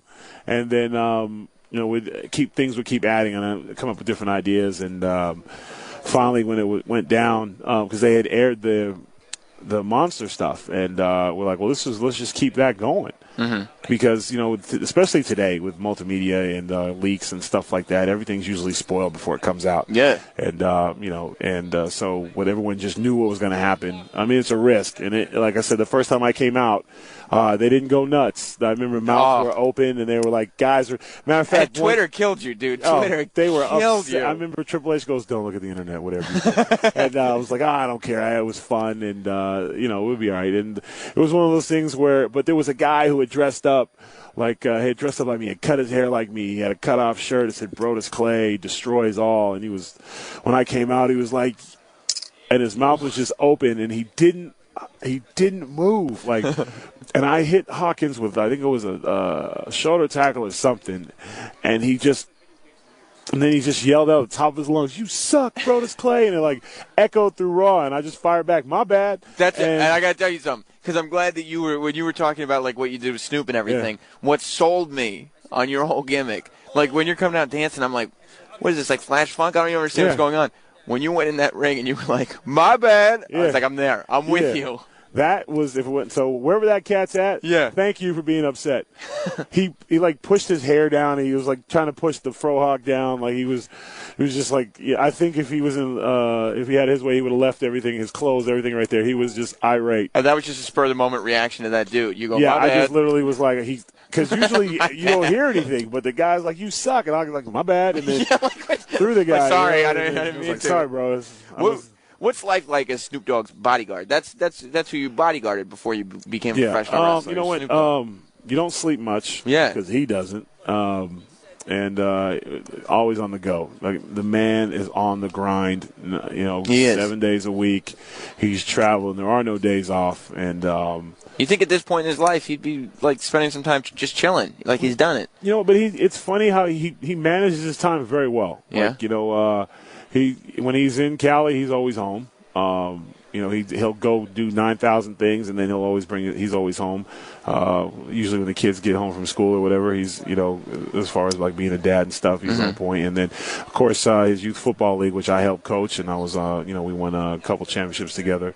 And so he's like, his time management is phenomenal. Like, that's one thing I did take away from him being in the WWE, because my schedule is insane. Yeah. But very good at time management. Like, you'd be surprised like how he's able able to prioritize everything. Like, I would think in my head, and I don't know Snoop Dogg, but in my head, I would think his time management is, all right, I'm going to smoke weed all day and then get in the studio. You know what? And it's like that's like a big misconception with him. I think, there's no question, what he does with medicinals. I think he has a condition, cataracts or something. Yeah, I'm sure. He's got to take care of himself. Yeah. But that's not my business. But like, that's between him and his doctor. Yeah, that's between him and his physician. Yeah. But he can do whatever he needs to do in terms of medicinal purposes, but he's always does stuff. What he does is, which is awesome about him, is like he will put, if he's going to go to that baseball game, or he's going to go to if it's a special day at school for his kids, and he'll make the media wait, and he'll make the events wait. So if he's scheduled to be somewhere at 8, he ain't gonna be there because he's doing some other stuff. And so I used to trick him because they used to make my life. I'd be like, "Yo, we got this event. We got to be there at 9 a.m.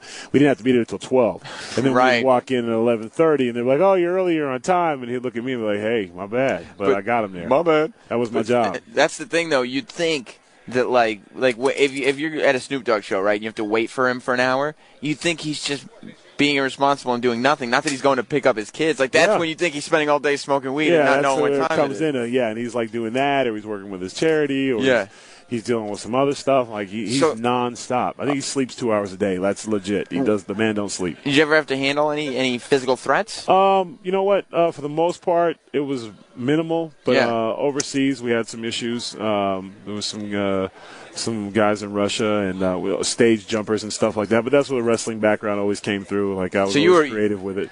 I was actually I left Snoop to go to WWE, was actually fired, went back to Snoop. Why'd you get fired? Then, I was told that I wasn't developing at the time. Oh. Which, you can't really argue that. And although I could have, but I wasn't going to, because when they fire you, it's not really open for negotiation. Well, yeah, I was talking to Punk earlier, and he said that he was hired not to be on television. So you probably don't want to, say, no, I swear, and just sit there and not. Yeah, no, they literally progress. You're fired. Yeah. Okay. Can we talk about this? Yeah, if you want. Like, seriously? Wait, I'm fired? Like, fired? Yeah. Like, yes, you're fired. So I was like, fine then. And I don't know if you've ever been fired from a job. I'm not one to hang around. Like, so I packed up, called my old boss, and he's like, "Yeah, we're in Orlando for Wrestlemania. You want to come to work?" I'm like, "I'll wait till you get back." You know what I'm saying? Like, awkward. And then for the next a year and a half, we were just touring and doing stuff. And then, ironically, he got booked for the host Monday Night Raw, and I tried to change myself off the schedule. So I'm not going with you to Jacksonville. I'm not. No way. I don't want to. They fired me. I don't want to be back there with those guys. No one has to go back to their old job when they get fired, And he's like, "Oh no, you're going," and gave me some excuse about how there was no one else could work it. I'm like, "This is whatever." And so you're like, Raw starts at noon, so you got time. Yeah, and we get there, and he's a big wrestling fan, so he's going to make us like, "We ready to go? Let's go! I got to get there." And we get there, and the first thing they said to me was, "The door's still open," and I was like, "You slammed it pretty hard." You know what I'm saying? All up in my face, and it's like a cold fire, and it wasn't even like, "Hey, how you doing?" Right. It was like, "Brothers, yes sir, you're fired." You know what I mean? It was like, wow, that's it. Why? Because you're no good. Yeah, you're not developing. You just said I suck, right? Yes. Exactly. Get out of here. Take care, And so, and a couple weeks went by, and I'm sitting there, and I'm doing some stuff for Snoop, and I'm like, I can bodyguard for the rest of my life, but I wanted to wrestle, and so I was like, "Hey, boss, you mind if I go back?" And he was like, "I mind if you didn't." And, so that's I did. good. And because some bosses, like, they don't want you to. Oh yeah, they'll be like, "No, you're good here," But that's Snoop's like that. He's cool like that. He's a good person. Did you have to carry, or were you just physical? Like, did you have to carry? Oh no. Like, never had to carry guns and stuff with Snoop. We had different guys for that. You didn't see them. Right. Like Secret Service type. Yeah, I'm more like. I'm more of appearance, like, whoa, see that big guy right there? Maybe not bum rush him. Of course. It's the guys you don't even realize are with him. It's the guy who's about 5'3". Yeah. And if you see him, it's going to be a bad day for you. All right, he's not a negotiator. He's not. No. That's not what he's there for. Not at all. He's the guy who's there. You're the guy who's there to look tough. You're the monster guy. I'm your best friend. Right. If in terms of, like, I'm the guy you want to talk to. The other guys you don't want to talk to. Well, you got a big tag team match at WrestleMania. Yeah. 100. Eight-person mixed tag team match. Are the Funkadactyls ready to wrestle? They are fired up.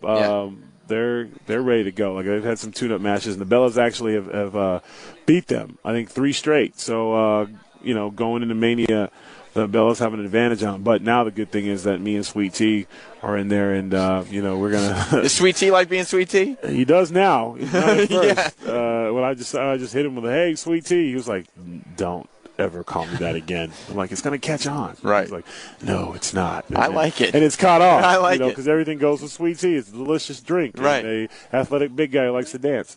Yeah. And together we're tons of funk. So we just works. keep the names coming. It works. All right. Thanks a lot, Brodus. Appreciate your time, boss. WrestleMania Radio Row, and Ryback is in front of me. Ryback, you have a very intimidating aura about you. You really scare me.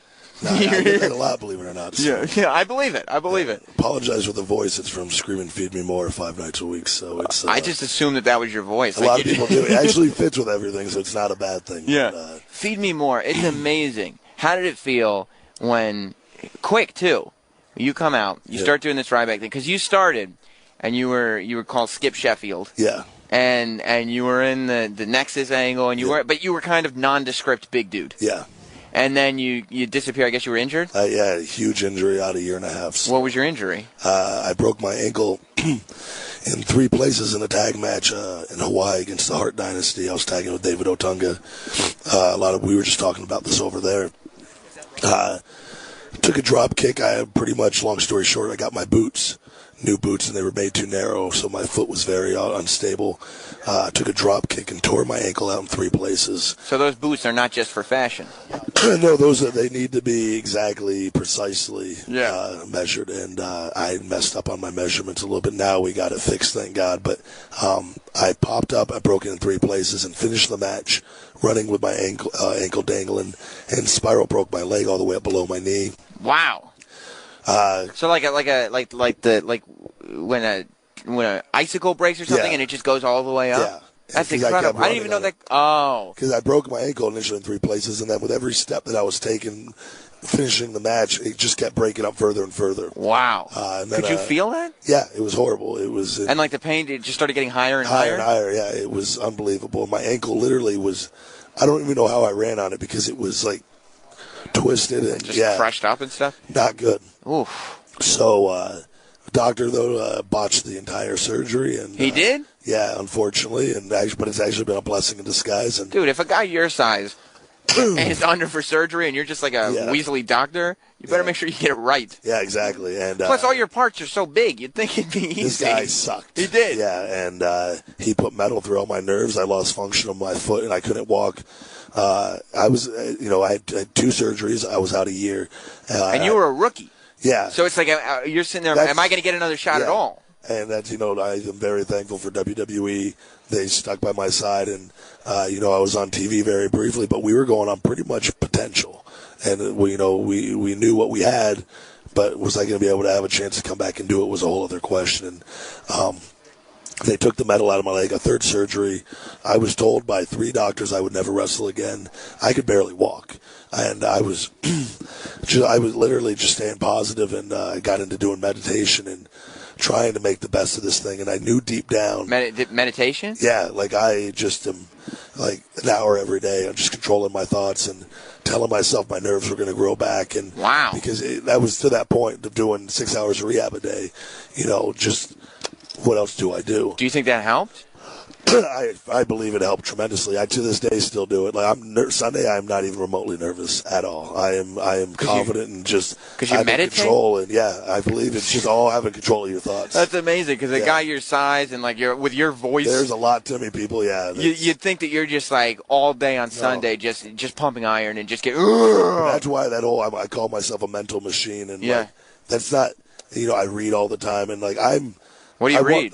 I'm big into like just positivity books, Law of Attraction, and The Secret. I lived my life. The Secret changed my life years ago. Wow, look at you. People don't have. I contribute everything I have to the book The Secret, honest, believe it or not, and many other different forms of stuff like that. But I believe we have control over our thoughts, and And you think and that kind of shapes your destiny, you think? Yeah, really firmly. I'm a big believer in all that. That our thoughts are energy, and then the whole life is all about energy. So that stuff will all come out in time with Ryback. Exactly. Right now, we're a little more just a caveman stage. So right. Right now, it's like, what do you mean he talks? Yeah, we've been very limited on what we've done. So you should be a motivational speaker, though, because like when a little guy is like, "Oh, the power of positive thinking," everybody's like, "Shut this guy up." Yep. If you come out there and you're like, "Oh, it works," it needs a little more. Okay, okay, whatever you say. No, that's actually one of my goals is to actually do that. To be after this. No, even during this. So I want to be with WWE. I'm here like. No matter if I go in and I'm lucky enough to do some movies and whatnot. Yeah. And, I want to stay here and I want to be a part of WWE for the rest of my life. And I've told them that it's in some capacity. How old are you? I'm 31. And you're ready to make that commitment. Yeah, like I grew up since I'm 5 years old. I've loved WWE and I'm all about it. And, who'd you like growing up? Bret Hart, Shawn Michaels were my two, but Razor Ramon was number one, believe it or not. Razor was number one. I loved Razor, and I just talked about this over there. Did you like him as a bad guy or as a good guy? Both. Okay. I just thought he was the coolest thing walking on the planet, and I used to listen to his theme song over and over again and do the little, cool is one of the coolest characters in my mind still to this day. So then what motivated you to just get jacked up? Like, what motivated you to become a big, or are you just a naturally big dude? I've always been big. When I was a kid, I had the kids in my neighborhood. I always had like a muscle on my forearm, a hole in my forearm, and a peak in my bicep without ever touching a weight. Or kids used to say, "What's wrong with you?" And I don't know. I can destroy you. That's what's wrong with me. Bump on my arm, and I was always growing up the fastest kid. I always did the best in all the sports, like always number one picked in school and all that good stuff. And I was very fortunate, and I've always just worked really, really hard, been very athletic, and been blessed with that. But yeah, it's when I got older, I saw. I got into weights my freshman year in high school. They threw me in the weight room. I think I put on 35 pounds my first year. Wow. And I remember kids were just like, "What the hell?" And I just fell in love with it. And then as I got older, I ate and I got bigger. And but I knew to do this, I had to be really. If I want to do this, I want to be the best. I want to be the biggest. So it's. Is it true that Vince McMahon is a fan of yours? Like from when you were young? That's what all the all the internet nonsense is. Wait, what is it now? I'm not. That Vince McMahon is a fan of yours, meaning like they always used to say, well, Vince McMahon's very high on him. So I've heard. I get along. Unbelievably great with Vince McMahon. You do, and Triple H and Stephanie McMahon, and I don't bother them. I don't. I do as I'm told, and. It's one of those things. A lot of people bother them all the time and go in for all the wrong reasons. Anytime I ever am going to speak with him, it's because it means something, and I don't throw that opportunity away. And so you don't sit there and be like, "Well, Vince, I was in the world title match. How come I'm not in the world title match tonight?" But if something truly does mean something to me, and I feel like I need to say something, then and he knows that about me, then I'll go and speak about it. So before I debuted, I was doing the dark matches and.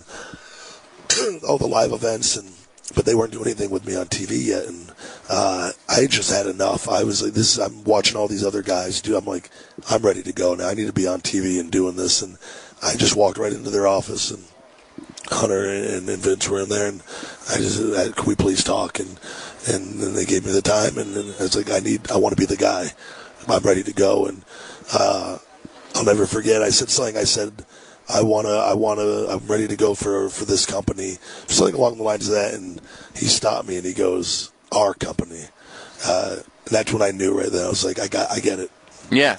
It's our company. I'm going to be a part of our company. So how great does it feel when you're at, first of all, were you nervous when you started Skip Sheffield? That doesn't have the same, Ryback. Oh, no, it sucks. Yeah. Absolutely. You're like a big muscular cowboy dude. It was. I do believe if we would have stuck with that, and I was on my I would make the most of it and would have made it work. But of course you do. Power positive thinking. But it's it was one of those things. Dusty Rhodes. I was always kind of Ryback, and I was doing Ryback before in developmental, and it was a little more Terminator based and a little different than what you're seeing right now. But Dusty Rhodes wanted me to do something a little different and just to go all out and be funny. And he knew I could do some funny things. And so I came up with this whole Skip Sheffield thing. And little did I know, it got really, really over down in FCW, Florida Championship Wrestling. And, that's what got me noticed to get me up here. And because they always said, get over down there, we'll give you a shot up here to get over because you're learning what to do. Because it's much more than, the wrestling is very important, but to get over is hard nowadays. So that guy got over down there doing that, and they picked me for that NXT show. I think we were like week 2 or 3, and then, and Vince McMahon came up to me, and I remember at the time my heart it would kind of suck because I wanted to give that a shot because that's what I was doing. He goes, "You're not going to be doing this. You're going to make me millions and millions of dollars being yourself." He said, "Yeah," and he goes, "We're going to get rid of this." He goes, "Don't do it right away, but slowly let's." So I was like, okay. But that's got to feel good when Vince McMahon says we're going to make millions and millions of dollars with you, because that means that you also get some of that money, But at the same time, I was wondering, like, well, what the hell? I got this stupid name still, like, and I was like, this name is gonna. Oh, so he's like, no, you're not going to be the goofy guy, but you're still going to be Skip Sheffield, and wear a because I've cowboy already hat. debuted on TV, and we were just going to ditch all the but not change your name. Yeah, and so that's when Nexus started. I was still, Skip Sheffield, and the monstrous Skip Sheffield. Yeah, anybody with the first name Skip, it's hard to take seriously. Granted, I'm sure there's some real tough guys out there named Skip, but perception-wise, from a selling standpoint, it's hard to sell the name Skip. Yeah. So when that injury happened, and out a year and a half, it was a blessing in disguise because it allowed people to forget, about that and to come back as my own identity. So. And how amazing is the feeling when you're in the ring and you start moving your arm and, like, quick, the whole crowd is chanting "Feed me more." Like, you're there. Like, and I think it kind of took everybody off guard because they're going, well, this guy is getting pushed to the main event and he's barely ever been on TV. But there's aside from John Cena at this moment, who's more over than him? Yeah. It's like it's not a deniable thing. I'm very thankful for it, and the fans have been absolutely great. I came back actually when I was coming back. I was just doing the arm thing before the Feed Me More stuff started, and a lot of people, that guy looks stupid just moving his arms. And it was when the Feed Me More started, I started that. I was like, I'm just going to time it because I feel like it's me. It's all the whole power, positive thing, and energy thing, and you're going to laugh at this. It is. But even tied into my entrance, when I come out of my entrance, that whole arm thing that people are so confused about is me collecting energy in the arena. Oh, my God. That you would probably not even remotely think. It's like collecting through the palms? Collect it and then collect the whole entire energy, and then I just bam into myself to wake me up, and that's where the whole wake up and all that. And you really feel that? I feel it. That's you. It's me. I remember I had to explain to Vince, they wanted to know why. They were, why do you do that? Because it's unique. Obviously, if you don't, it looks like you could just be warming up, but no, it's all energy based to me. And I told him that, and I knew there was a shot he wasn't going to get. He goes, "Tell me this." That's cool. He did? Yeah. When you explained it to him, were you wearing your gear? No, this was actually earlier in the day. Oh, okay, because I'm trying to picture like you after a match in the Ryback singlet. You don't understand. Yeah. It's the power of energy. Yeah, it's all tied together. With the Ryback arm strips on or whatever. So, no, but it was just workout clothes. And but that whole thing is just me. It's all energy and just the whole thing. That's amazing. Yeah. So when you go out and in the beginning and people are chanting Goldberg at you, are you starting to think, oh, boy, like maybe this isn't going to work? No, never. I knew that the whole reason that even started was because WWE.com, the great people over there, they messed up once with me, is they put a thing that I channel Ryback after like week 2 or 3. I channeled these 5 guys for my matches, but enough people saw it. It was up for like a week or 2. Which 5 guys? It was Goldberg #1, believe it or not. And so what? And then the headline is a picture of you and Goldberg? It was me and Goldberg like together, and like they probably thought it was a great, we can get this guy a rub from this. No, stupid idiots. It's the wrong last thing I need. I don't want any help with any of this. And they had like other guys on there too, but that was the main one. Yeah. Literally the next week. That's what started it. That's when it started it. I'm a firm believer that's what started it. And you're like, you can't. It doesn't work if you compare me to. We don't like him if and I heard Vince doesn't like the chants or didn't like him. I'm like, well, we got to have some control over this. And we're like, why? So, but it never bothered me. I knew that fans were very loyal to him because he was the top of WCW. Of course. Came in here and had a good run. But when Goldberg was the top of WCW, nobody was sitting there going, Goldberg's like Stone Cold. Yeah. and then because it doesn't work. Yeah. It sucks though that you kind of you create this character and you hone it and then somebody else can kind of fuck with it over here. But I knew, again, positive thinking, and I knew in time people would become loyal to me, and it would get rid of it, and we've done that. And last week, it's just pretty much now a Monday Night Raw thing. There'll be a few smart Alex out there. They'll try to do Goldberg, but it gets overwhelmed instantly with Feed Me More. So why, when they're setting up WrestleMania, and you're wrestling Mark Henry at WrestleMania, the world's strongest man, why did they first do that thing where you were supposedly in the tag match against the Shield, and then they just announced you for it, and then they pull you from it, and I was expecting to do double duty. I didn't know. That would have been pretty cool. Because they were setting up the Mark Henry thing already. Yeah, and then they announce you from the tag, and then they pull you from the tag. Yeah. I don't know. The WWE, it's one day this, one day the next. You never know what you're going to get. So, I do want my revenge on the Shield eventually, because that is unfinished business. But I think from a career-defining moment standpoint for me shell-shocking Mark Henry at WrestleMania is going to be... That's the moment people are waiting for. Yeah, and it's going to be something that's going to replay to, years and years ahead. And here's my question, real quick, because I think we're running out of space on our cart. But when you shell-shocked Albert way back and you couldn't get him up, was that just a slip? Was that them testing you? I have, to this day, it still blows my mind that happened. That was one of those things. He's a large man anyways. Weight-wise, though, it was never an issue. But with the larger guys, I usually muscle the guys up over my head. The guys with the larger stomachs, I got to tuck my head because I can't. Right. Can't pick up. It's just mass. physically impossible. Yeah. So, and we had just done it the week before on SmackDown, no problem. Yeah. Actually, then Raw came around, and a lot of people, I don't like to use excuses, but I was definitely sick that day. Just flu, just miserable, but still, strength-wise, felt fine. Shouldn't have been a problem. I just believe I hooked my head high on him that day. I didn't get low enough. Gotcha. And because he would never go out there and try to sabotage anything. And if that was a test, it didn't bother me at all. I say I'm a home run hitter. I go out there and swing for the fences. We've taken a lot of chances with this whole thing, picking up two guys numerous times. And it works. And it works. So sometimes you hit, sometimes you miss. So. You're a very interesting guy, Ryback. Thank you, man. I'm glad we talked. Me too. It's been a pleasure. Thanks a lot.